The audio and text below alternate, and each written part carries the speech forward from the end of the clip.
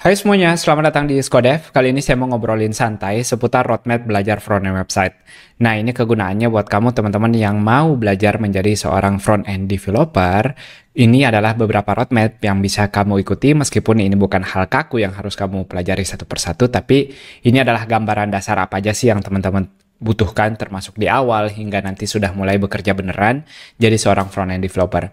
Nah, pada dasarnya, jadi si website ini dia terbagi dua. Ada yang mengurus bagian tampilannya, berbeda dengan desainer. Kalau desainernya hanya bikin mockup, desain, atau memberi saran seputar interaksinya. Seorang front-end developer atau kita tugasnya adalah mentranslate desain tersebut menjadi sebuah website yang bisa diklik, yang bisa dilakukan sesuatu di dalamnya. Kita menjadi jembatan antara desain yang dibuat dan juga nanti fungsi dari aplikasinya itu sendiri, entah itu fungsi-fungsinya ada pada client side atau ada pada back-end nanti.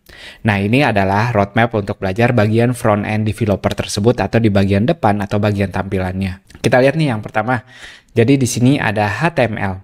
HTML adalah cara kita menampilkan sesuatu atau menampilkan elemen websitenya. Misalnya, saya mau nampilin tulisan, saya pakai HTML. Saya mau nampilin gambar, nampilin video, bikin iframe, atau bikin hal-hal lainnya. Intinya menampilkan sesuatu di websitenya, kita menggunakan HTML.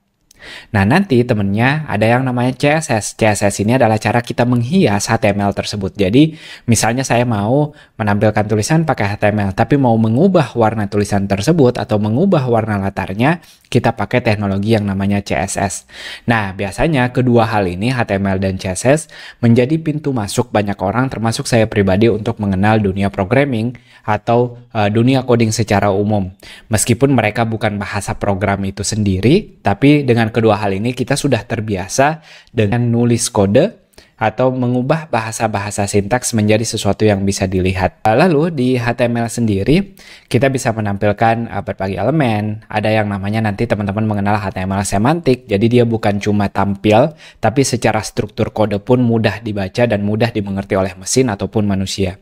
Kita juga akan membuat sebuah website yang memudahkan orang lain atau memikirkan aksesibilitasnya, dan juga kita bisa jadi orang pertama yang mengurus dasar-dasar dari SEO atau Search Engine Optimization, meskipun itu sekedar kita memasang title yang tepat, membuat websitenya jadi lebih cepat, dan juga memasang deskripsi yang bisa kita lihat pada hasil pencari seperti Google. Nah, sementara pada CSS kita harus juga mengerti dasar-dasarnya, dan tentunya bagian yang paling penting di sini adalah kita bisa membuat berbagai macam layout, karena setiap website itu tampilannya berbeda. Nah, tugas lainnya adalah kita bisa membuat desain yang responsif, yang artinya website kita ketika dibuka di mobile phone atau di smartphone, dia tetap bagus dan enak dibaca. Biasanya, kalau di smartphone kita interaksinya mau nge-scroll ke bawah aja. Berbeda dengan desktop, kalau kita mau dia bisa dilihat satu kali semuanya, tapi kalau pada ukuran smartphone, ukuran lebih kecil, kita biasanya interaksinya cuma vertikal ke bawah. Nah, itu beberapa hal yang harus dipikirkan, dan tentunya mengubah desain tersebut menjadi kode HTML CSS. Nah, temennya nanti adalah JavaScript. Apa sih JavaScript ini? Jadi JavaScript ini cara kita untuk membuat website kita menjadi lebih interaktif ketika, ketika tombolnya diklik, dia akan terjadi seperti ini. Atau membuat slider misalnya, itu juga bisa menggunakan seperti JavaScript. Jadi ada fungsi-fungsi yang membuat website kita lebih hidup, lebih interaktif dengan JavaScript. Pada kurikulum JavaScript sendiri, teman-teman akan belajar atau mengerti dasar bahasa program JavaScript-nya sendiri. Ada konsep DOM. DOM itu gimana kita berinteraksi langsung dengan HTML atau CSS-nya juga. Dan kita juga bisa berinteraksi dengan API atau bagian backend-nya nanti. Jadi kalau teman-teman yang pernah dengar istilah backend developer, kita bisa menyambungkannya salah satunya dengan via Ajax atau via JavaScript ini nanti. Nah, itu untuk 3 pelajaran dasar, tapi di dunia nyata biasanya kalau timnya sudah lumayan besar dan tergantung kebutuhan atau pekerjaan yang sedang dilakukan, kadang HTML dan CSS ini pun sudah ada tempat di suatu pekerjaan, atau kita sudah bisa dapat kerja dengan 2 skill ini. Selama pekerjaannya hanya mencakup membuat sebuah layout seperti yang kita bahas sebelumnya, atau mentranslate desain menjadi sebuah website statis. Nah, sementara untuk yang lebih banyak dicari adalah biasanya front end ini tuh sudah mencakup ke JavaScript sendiri. Nah, nanti kita akan detailkan masing-masing di sini. Saya akan mulai dari CSS.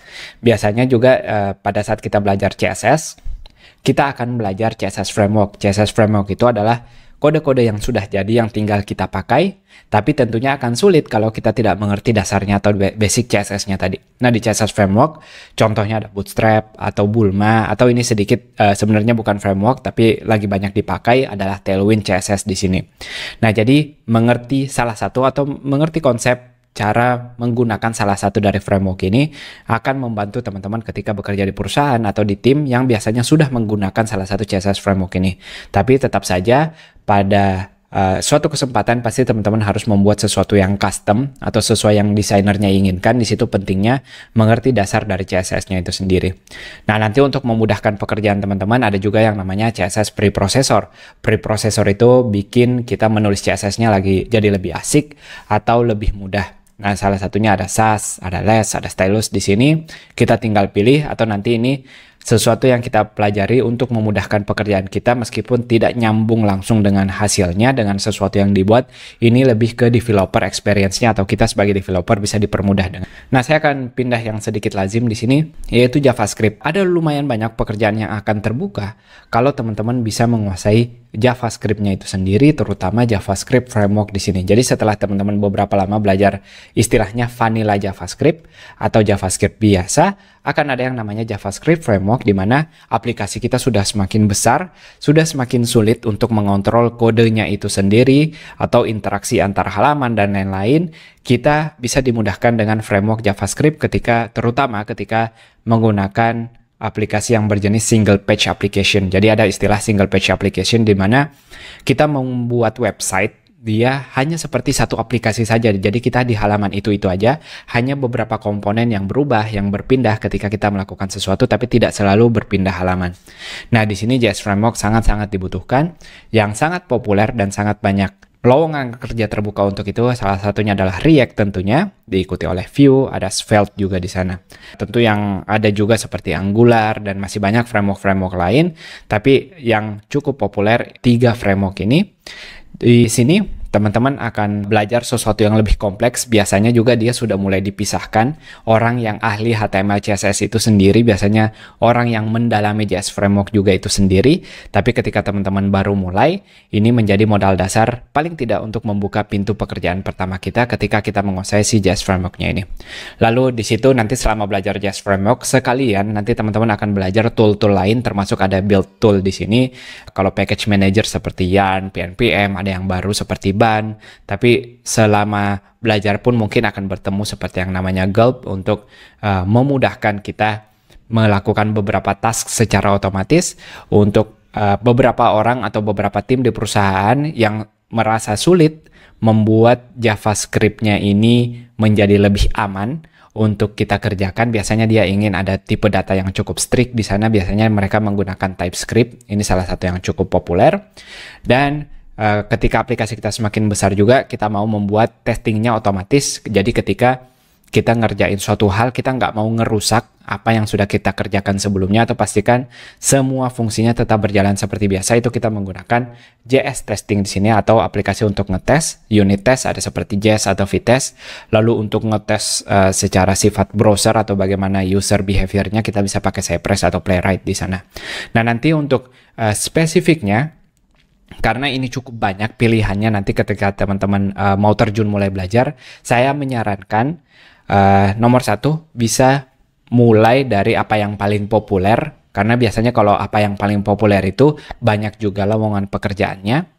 Atau cara memilih yang kedua, teman-teman lihat di mana teman-teman mau kerja. Misalnya saya mau bekerja di perusahaan ABC, maka saya akan buka lowongan kerja front-end developer di perusahaan ABC tersebut dan lihat, oh si perusahaan ABC ini dia ternyata pakai Svelte untuk JS Framework-nya, atau dia pakai TypeScript. Maka saya akan fokus mengajar atau belajar kedua hal ini dibanding yang lainnya. Jadi karena di sini ada beberapa pilihan, itu tadi tipsnya teman-teman. Nomor 1 yang teman-teman lakukan adalah memilih berdasarkan apa yang paling populer. Misalnya most popular JS framework, teman-teman Google, lalu pilih yang pada saat itu yang paling populer, karena kemungkinan paling banyak lowongan pekerjaannya juga itu bisa dilihat dari jumlah komunitasnya atau seberapa aktif library-nya di-maintain.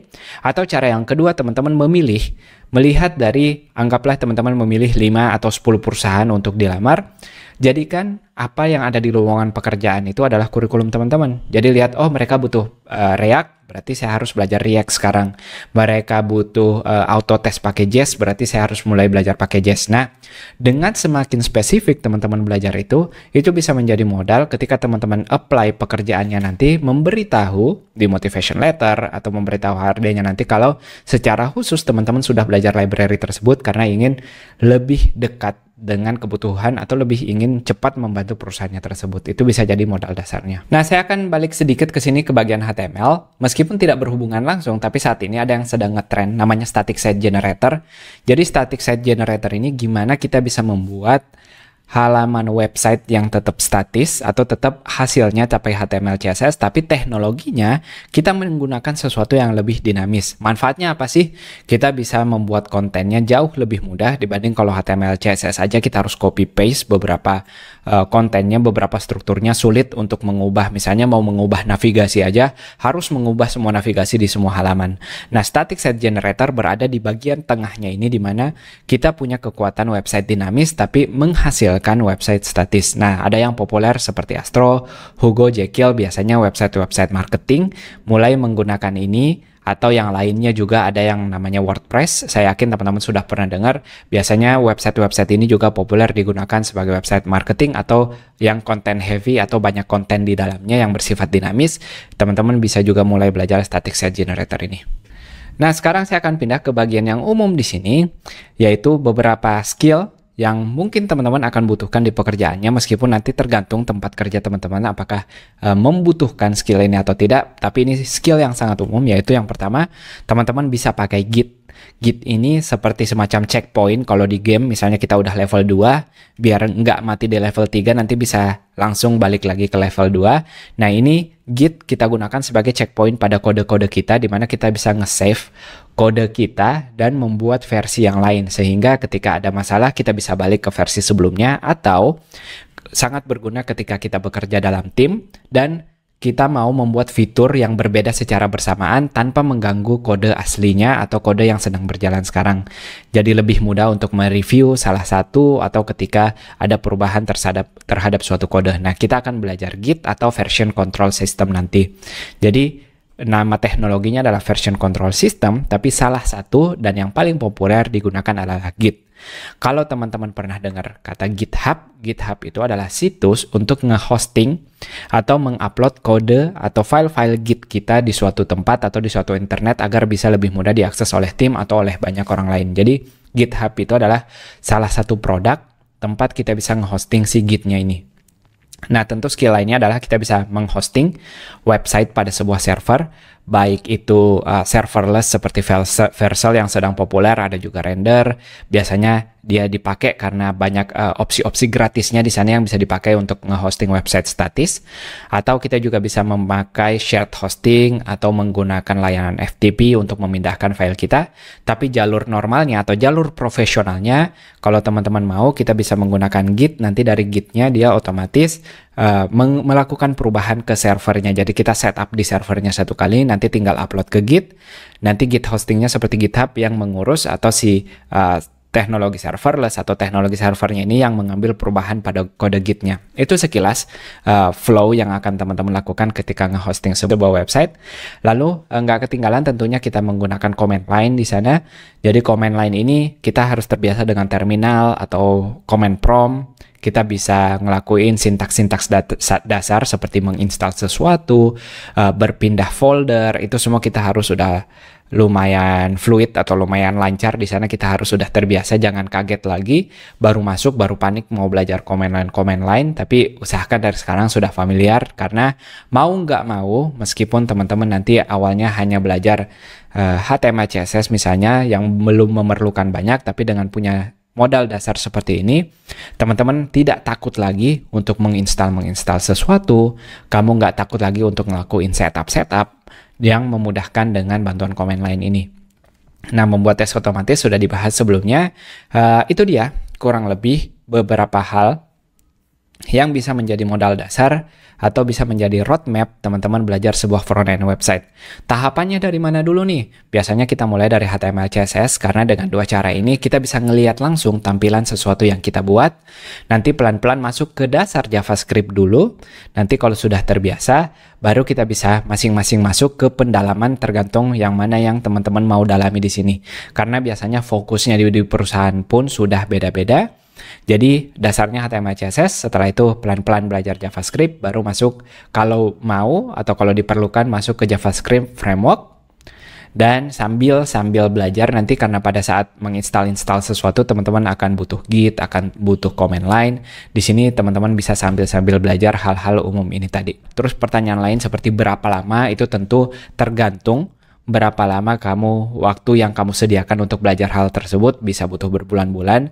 Salah satu kesalahpahaman juga biasanya orang cuma mikir belajarnya berapa lama, padahal yang sangat diperlukan adalah latihannya. Jadi setiap teman-teman belajar sesuatu, pastikan teman-teman praktek atau latihan. Bikin misalnya kalau belajar HTML CSS, bikin 5 website yang jauh berbeda satu sama lain, agar teman-teman tahu, oh saya sudah mulai melihat nih pattern atau polanya ketika saya mau bikin ini, saya pakai teknologi ini, saya mau pakai ini, pakai teknologi ini. Nah, dari situ teman-teman bisa sudah mulai ngelihat pattern, ngelihat pola, akhirnya dikasih layout macam apapun, sudah tahu, oh ya saya tahu nih, meskipun berbeda dari yang sebelumnya saya bikin, tapi saya sudah bisa. Kalau teman-teman cuma sekedar belajar, menonton tutorial secara pasif, atau membaca sesuatu tanpa praktek, tentu teman-teman akan sangat-sangat kaget atau akan kesulitan ketika diberi contoh, coba bikin website ini, teman-teman akan kaget di sana. Nah, terus nanti pelan-pelan JavaScript juga ini lebih ke aplikasi interaktif. Kamu juga bisa tentunya tahu harus praktek di sini. Misalnya gimana bikin jam, bikin stopwatch, bikin kalkulator sederhana, dan lain-lain untuk familiar dengan fungsi-fungsi apa yang bisa dilakukan JavaScript dengan website kita. Nah, itu dia untuk roadmap belajar front-end website-nya. Semoga bermanfaat. Jangan sungkan kalau ada yang ingin ditanyakan. Dadah! Untuk kamu yang bingung harus belajar mulai dari mana, di sekolah coding atau di Skodev, sekarang sudah ada kelas membuat website dengan HTML dan CSS cocok untuk kamu yang mau benar-benar mulai dari nol. Di sini akan ada tutorial tertulis dan juga video dengan audio yang jernih tentunya. Dan yang paling penting selama belajar, kamu akan diberi tugas-tugas dalam setiap modulnya agar kamu bisa langsung praktek apa yang kamu pelajari. Tugasnya kamu akan mengerjakan dengan tool-tool yang modern seperti GitHub yang sudah kita bahas, di mana akan ada panduannya, jadi kamu akan lebih dekat dengan dunia nyata. Kamu akan belajar sambil mengerjakan tugas dengan tool yang akan kamu pakai di dunia kerja nanti. Nah, itu dia, semoga teman-teman tertarik. Silahkan gunakan kupon diskonnya untuk mendapatkan potongan harga sekarang.